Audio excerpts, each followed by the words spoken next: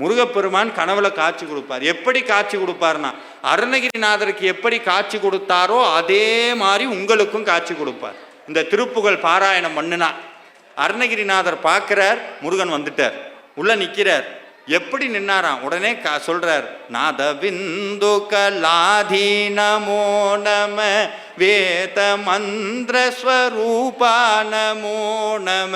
அதில் சொல்லி சொல்லி சொல்லி கடைசியில் ஒரு வார்த்தை வரும், தீபமங்கள ஜோதி நமோ நம தூய அம்பல லீலா நமோ நம தேவ குஞ்சரி பாகா நமோ நம அருள் தாராய். தீபத்தில் முருகன் காட்சி கொடுத்தார். ஒன்று, தீபத்தில் எப்படி கொடுத்தாராம்? வள்ளியோட வரல, யாரோட வந்தா? தேவசேனையோடு வந்தார்.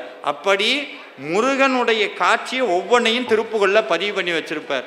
சரி சார், இதை எதுக்கு என்கிட்ட சொல்கிறீங்க? இன்னைக்கு நீங்கள் உட்காந்து கபிலர் மலையில் 10ஆம் நம்பர் வீட்டுக்குள்ளே உட்காந்து வீட்டில் செல்ஃபில் முருகன் படத்தை வச்சு ஒரு நெய் தீபத்தை போட்டு உட்கார்ந்து இந்த திருப்புகளை படிக்கிறீங்க. தீபமங்கள ஜோதி நமோ நம அப்படி படிக்கிறீங்க. என்ன ஆகும் தெரியுமா? நாளடைவில் முருகப்பெருமான் கனவுல காட்சி கொடுப்பார்.